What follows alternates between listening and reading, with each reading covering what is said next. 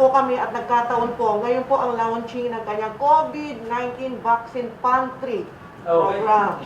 So ito pong programa na to ay talaga pong pinagkaloob po yata ng Diyos na kami ay nandito ngayon at i-endorse itong aming voluntary support galing po sa aming batch. Sumasabay sa kwento ng bayanihan ng mga community pantry ang ilang stakeholders ng Guagua, Pampanga.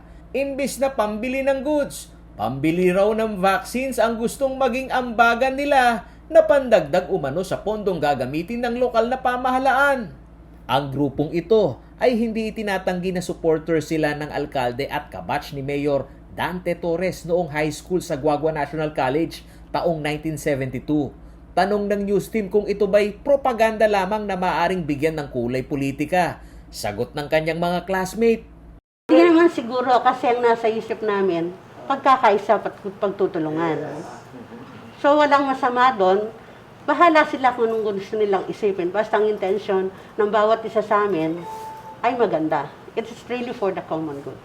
may inisyal na 5 million pesos budget allocation ang munisipalidad ng Guagua at target pang mag-realign ng pondo hanggang 30 million pesos para sa pagbili ng bakuna. Kapos pa rin umano ito kung tutuusin. Worried kami kasi nag-allocate lang kami initially is 5 million. No? Tapos nagano kami, 5 billion kako ilan lang tao yan. At saka let's say kung halimbawa 5,000 doses yan, ang mababakunahan mo is 2.5 kasi you have to secure the other half para sa second dose. Inamin ni Torres na walang iginagaranti ang tiyak na bilang ng alokasyon ng bakuna ang probinsya at ang national government. Baka hindi yan.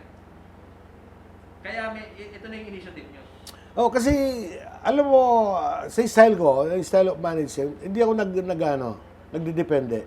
Kaya ang ganitong ambagan raw na isasabay sa tripartite agreement na pandagdag sa pondo ng vaccination rollout ng munisipalidad ay tiyak na makakaresolbaan niya sa problema ng mabagal at kapos na rollout ng bakuna.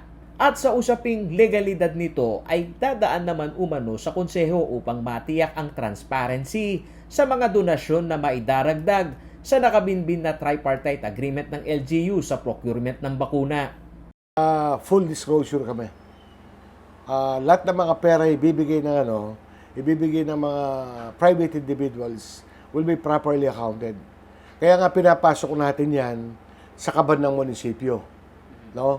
Para pag nilabas namin yung pera, meron din sariling accounting.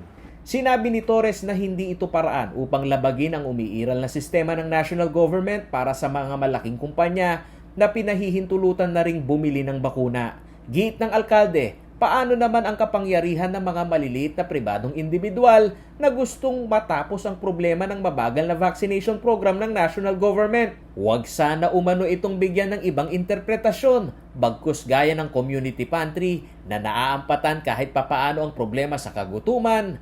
Baka ang kaisahan sa pagbili ng bakuna ng komunidad magpabilis sa herd immunity ng bansa.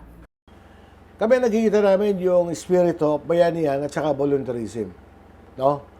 Why not? Why not accept? Sa pagtatala ng Rural Health Unit ng Guagua, Pampanga, higit 400 pa lamang ang nabakunahan sa kategoryang A3 Priority Eligible Group o with controlled comorbidity.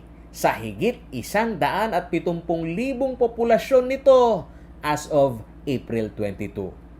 Paulo G. Santos, CLTV News.